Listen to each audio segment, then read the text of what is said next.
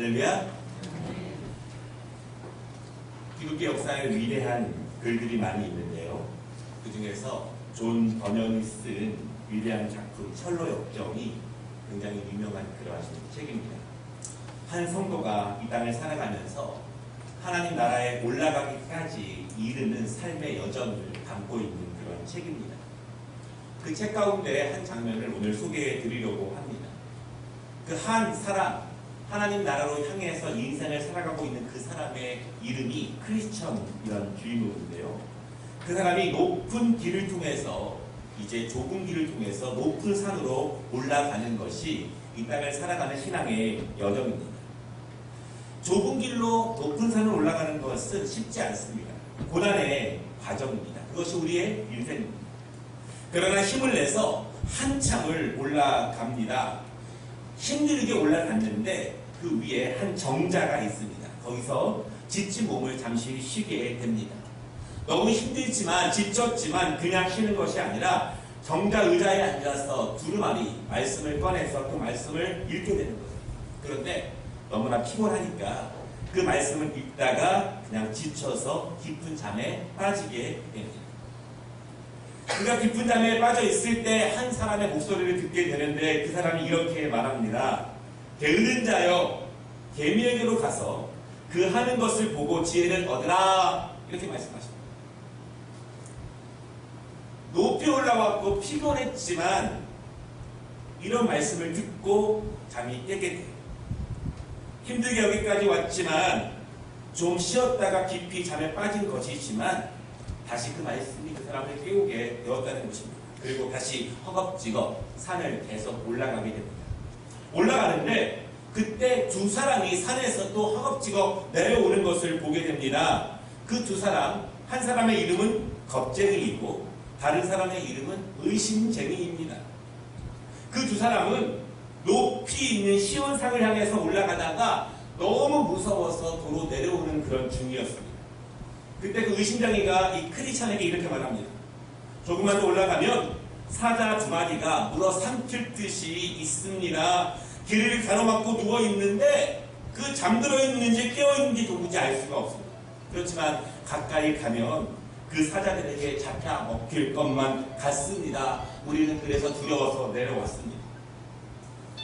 그리고 크리스천은요, 말씀을 붙잡고 있던 사람이었습니다. 말씀을 읽는 사람이었습니다. 그래서 담대하게 이렇게 말합니다. 그러나 그렇게 돌아간다는 것은 죽음뿐입니다.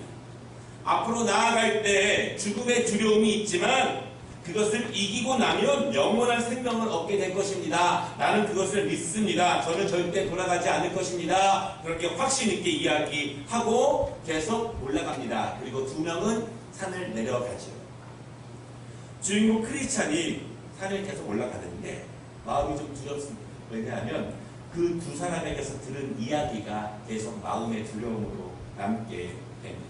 그러나 크리스찬은 그 두려움을 말씀으로 이기기 위해서, 말씀을 통해서 평안을 얻기 위해서 가슴에 넣어두었던 두루마리를 꺼내는데 가슴에 두루마리가 없는 거예요. 말씀이 없는 것입니다. 좁은 길을 올라오다가 힘들게 올라오다가 정자에서 말씀을 읽다가 잠이 들었을 때 그때 그만 두루마리에서 손에서 말씀이 땅에 떨어진 것입니다. 그때 잊어버린 거예요. 그것을 나중에야 알았습니다.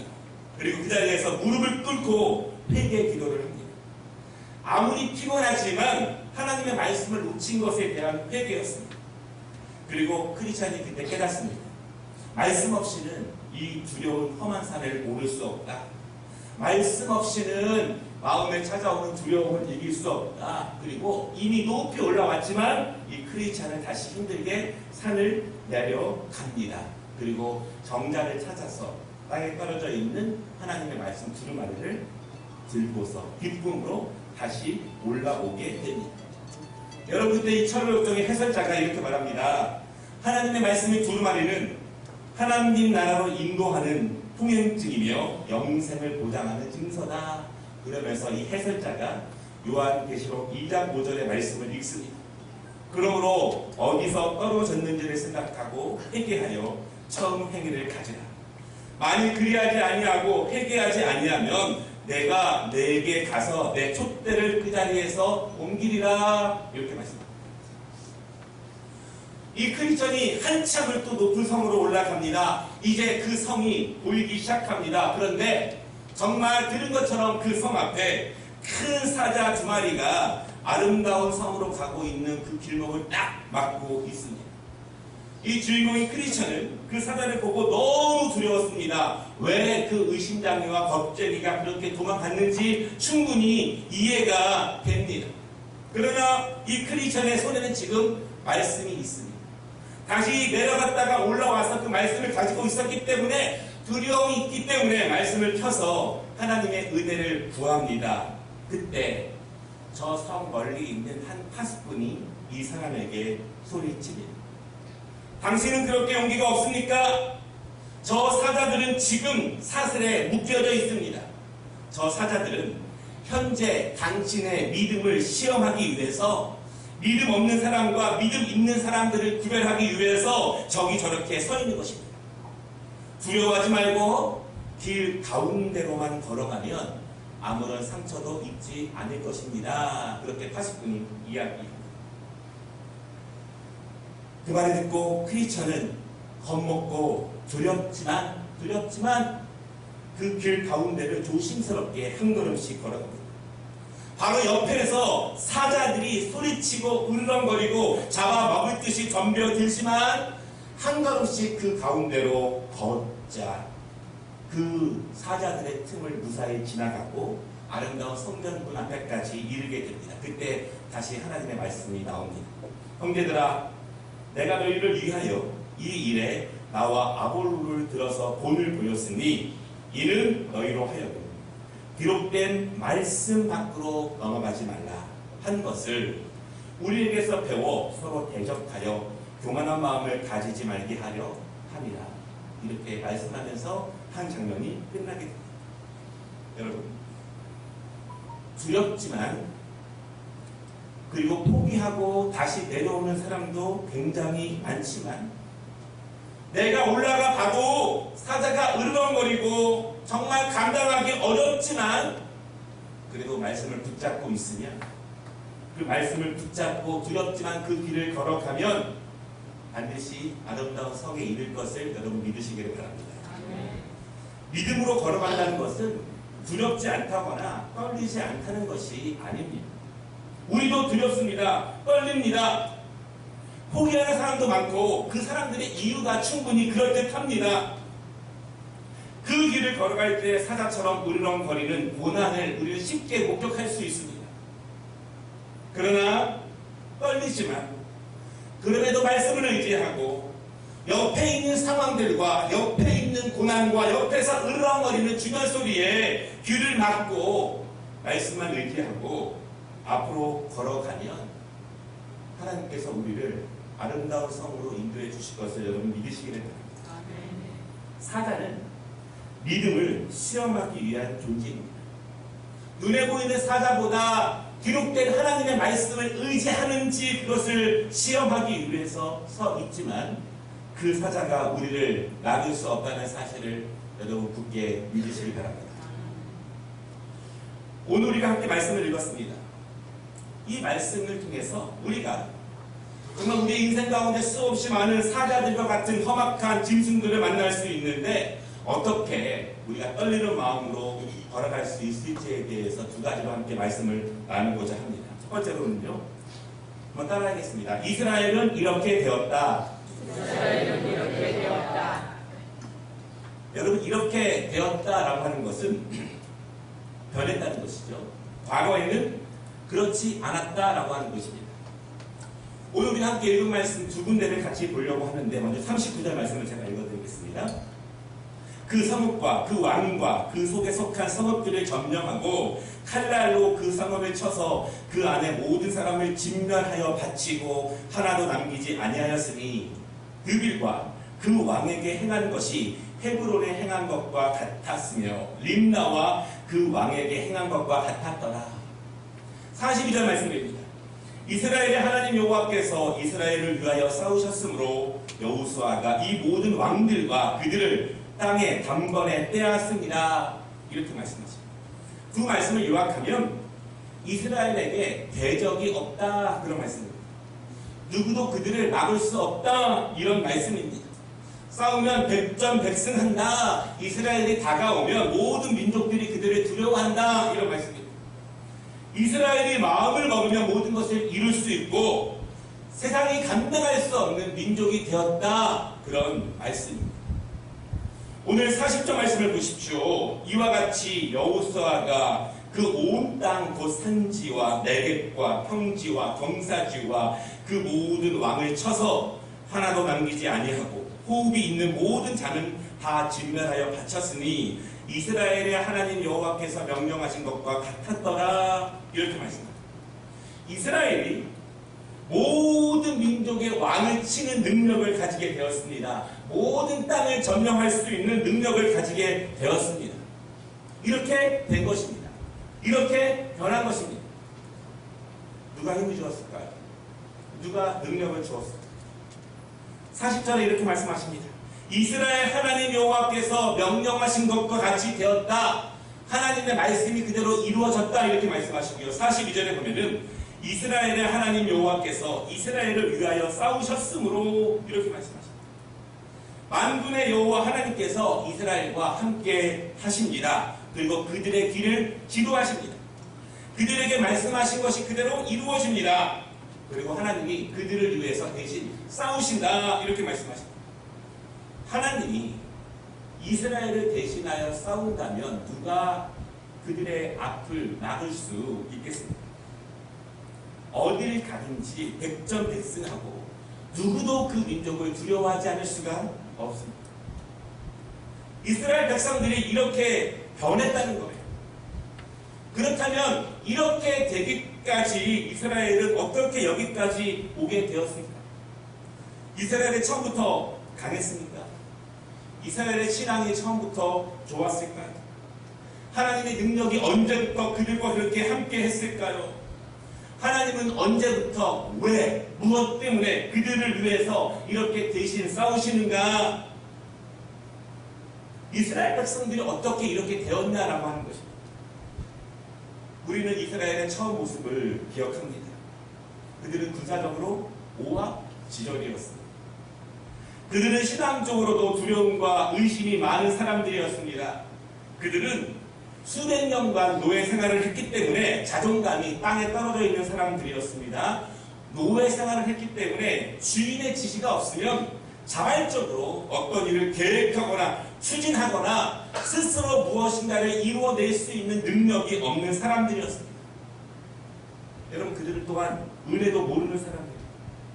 하나님께서 그들을 구해주셨고 자유함을 주셨습니다. 그때는 고마워하는 것 같아요. 그러나 금방 은혜를 잊어버립니다. 그들을 먹이시고 인도해도 고마워하는 것 같지만 금방 잊어버립니다. 더 어려움이 생기면, 또 다른 고난이 생기면, 또 다른 환난이 생기면 그 은혜는 잊어버리게 됩니다. 여러분, 은혜를 왜 잊지 말아야 하냐면, 그 은혜를 잊지 말아야 그 은혜를 기준으로 하나님께 또 다른 은혜를 구할 수 있습니다. 그러나 그 은혜를 잊어버리면 하나님께 구할 수 있는 것이 아무것도 없게 됩니다. 한마디로 이스라엘 백성들은요, 총체적으로 덜 성숙됐고 덜 준비된 사람들이었습니다. 그들의 연약한 신앙과 그들의 군사적인 그러한 모습을 볼 수 있는 한 가지 이야기가 있습니다. 모세가 가나안 땅으로 가기 위해서 12지파, 그 중에서도 그래도 어느 정도 용감한 12명을 뽑아서 가나안 땅을 탐지하고 돌아오게 합니다. 12명이 가나안 땅을 돌아보고 돌아옵니다. 그런데 그 중에서 10명의 반응이 가관입니다. 그들은 가나안 사람들을 보고 완전히 마음이 높고 낙담하여서 하나님을 원망하게 됩니다. 이렇게 말하는 거예요. 그 백성은 우리보다 창대하여 그 성읍들은 크고 성곽은 하늘에 닿았으며 우리가 또 거기서 아낙 자손을 보았노라. 그들에 비하면 우리는 메뚜기 같다. 이렇게 말합니다.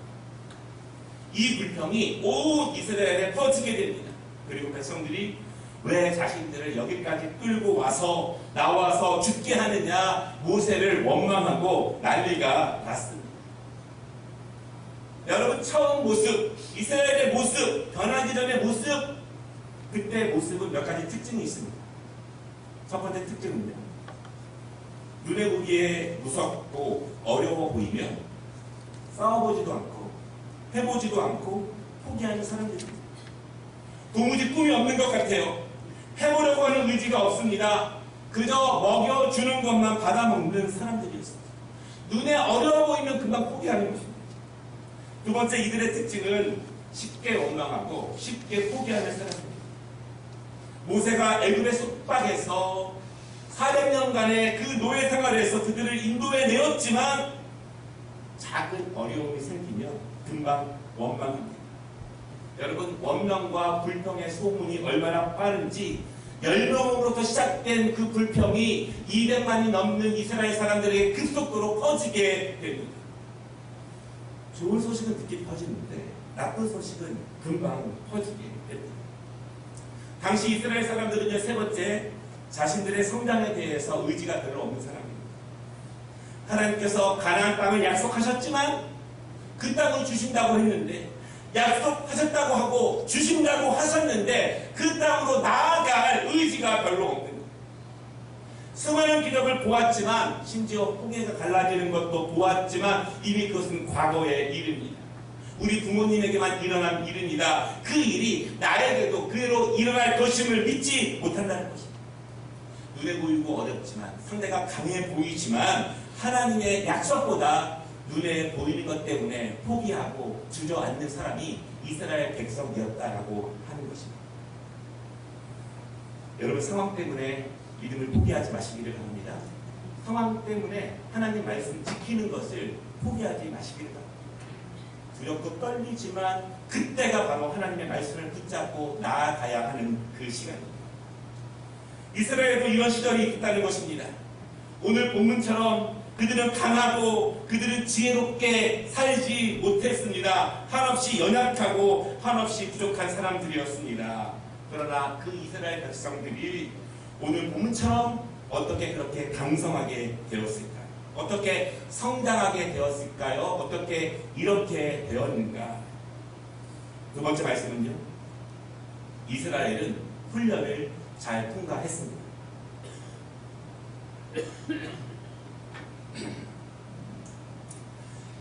제가 178이 조금 넘는데 이게 중3 때 키입니다.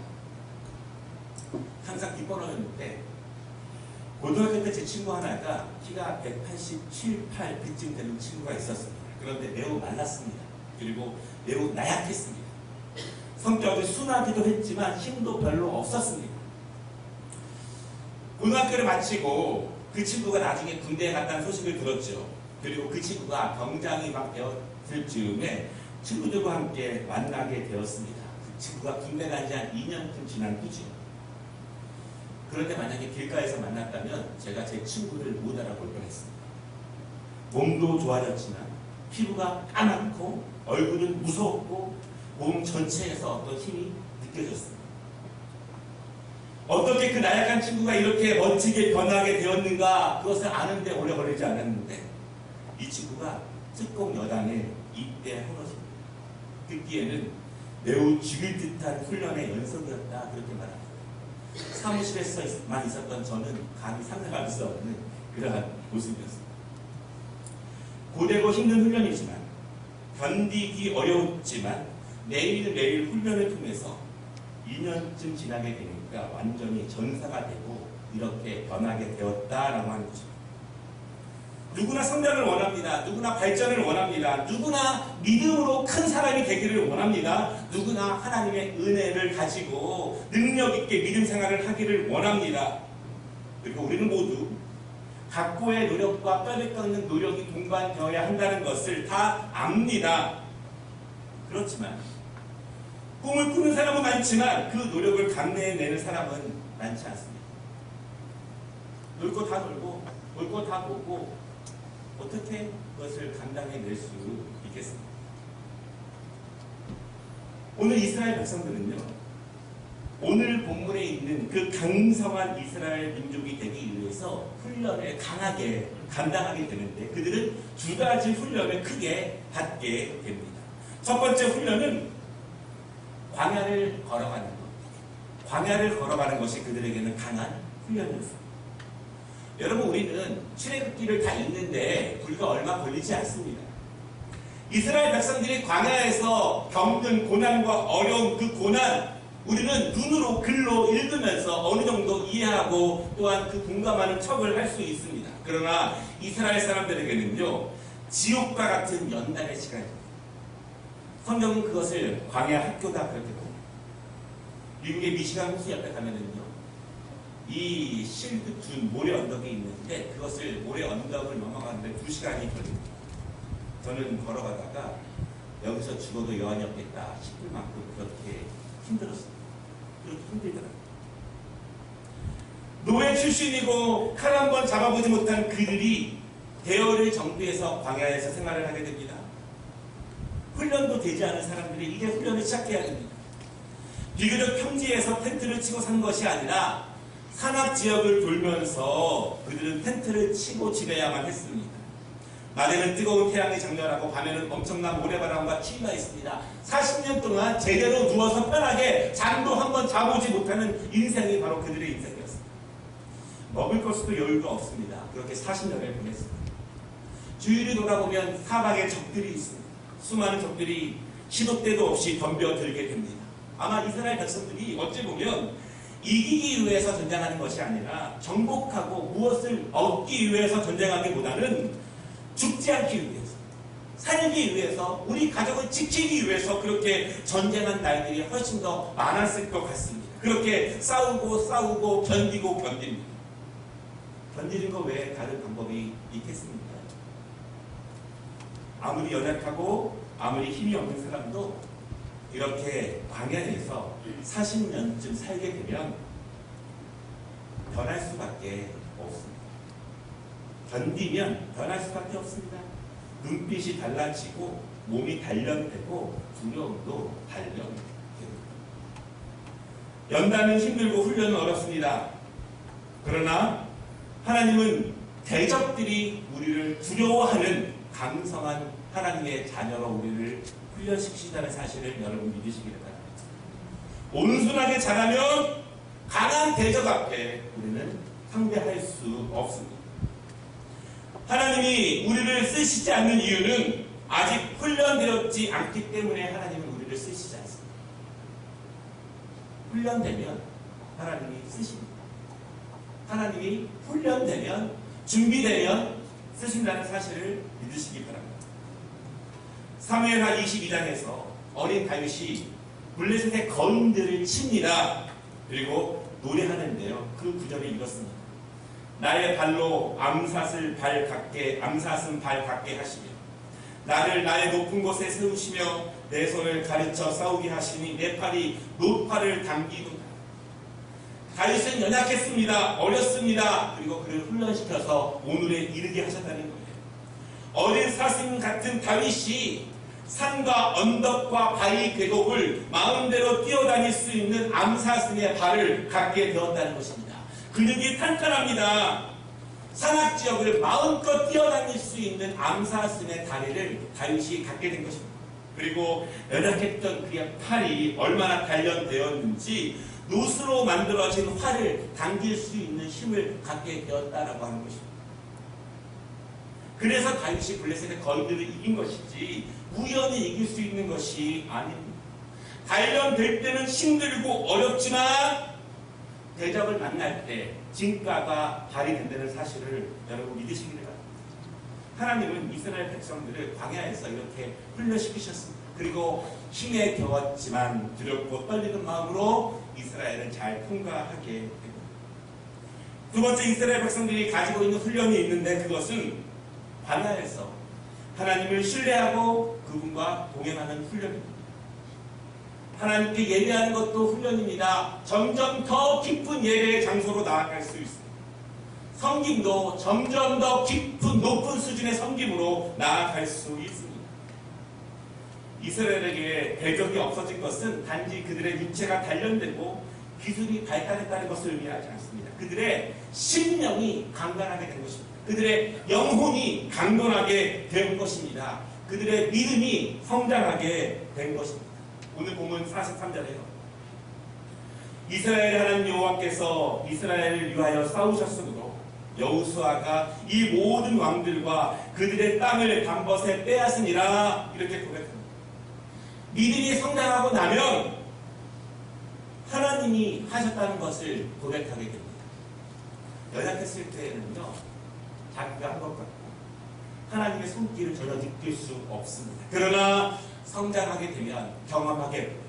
넘어지지만 일으켜 세우시고 패배하지만 일으켜 세우시고 그렇게 훈련시켜 가는 모습을 경험하게 되면 하나님이 함께 하신 것이고 하나님이 도와주신 것이고 하나님이 우리를 위해서 대신 싸워주신다는 것을 알게 되고 고백하게 됩니다. 여러분, 그래서 믿음이 성장하는 것과 감사의 제목이 많아지는 것은 같이 올라갑니다.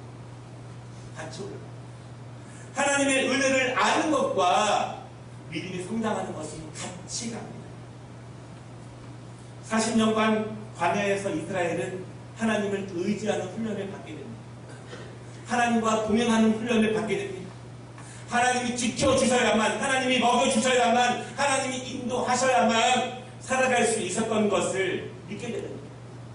애굽에서 믿지 못하던 것들을 광야에서 믿게 됩니다. 두려워서 가지 못하던 것을 하나님과 함께 가다 보니까 갈 수 있다는 경험을 하게 됩니다. 이제는 강한 적군이 문제가 아니라 하나님이 함께 하시는지 그 전쟁 가운데 하나님의 뜻이 있는지를 더 먼저 살피게 됩니다. 이스라엘은 40년간 그 광야에서 삶 전체를 통해서 하나님을 따르고 그분을 의지하고 그분과 동행하는 훈련을 갖게 되었습니다. 하나님을 의지하는 것은 예배 시간이나 기도할 때만 의지하는 것이 아니라 우리의 삶에서 하는 것입니다. 하나님과 동행하는 것은 교회에서만 하는 것이 아니라 삶 전체에서 하는 것입니다. 학교에서도 하나님을 의지하고 직장에서도 하나님과 동행하고 이렇게 이스라엘 백성들은 광야를 통해서 매일매일 하나님을 의지하고 하나님과 동행하게 되었습니다. 말씀을 마치겠습니다. 오늘 우리가 함께 읽은 본문은 놀라운 이야기입니다. 이스라엘에게 더 이상 대적이 없다는 그런 말씀입니다. 이스라엘만 가면 모두가 두려워합니다. 누구도 그들을 막아설 수가 없습니다. 연약하고 부족하고 오합지졸이었던 이스라엘이 이처럼 강한 민족이 되었습니다. 여러분, 이스라엘이 이렇게 될 수 있다면 우리도 될 수 있음을 믿으시기를 바랍니다. 분명히 믿으시기를 바랍니다. 이스라엘이 될 수 있다는 것은 하나님께서 우리도 이와 같이 사용하시고 우리도 이와 같이 쓰신다는 그 하나님의 말씀임을 믿으시기를 바랍니다. 하나님은 쓰시기 전에 훈련시키십니다. 하나님은 높이시기 전에 반드시 훈련시키십니다. 바라기는 우리 주위를 돌아보면 질병 때문에, 경제 때문에, 또한 미래 때문에, 자녀 때문에 울렁거리는 사자들이 우리 주위에 분명히 있습니다. 정말 잡아먹힐 것 같습니다. 다른 사람은 그 고난을 모르는 것 같습니다. 그럼에도 다시 한번 부탁드리는 것은 하나님의 말씀 붙잡고 두렵고 떨림으로 앞만 보고 나아가시기를 바랍니다. 잠시 후에 아름다운 성에 이를 것입니다. 이 은혜가 우리 모두에게 충만하기를 주님의 이름으로 축원합니다. 아멘.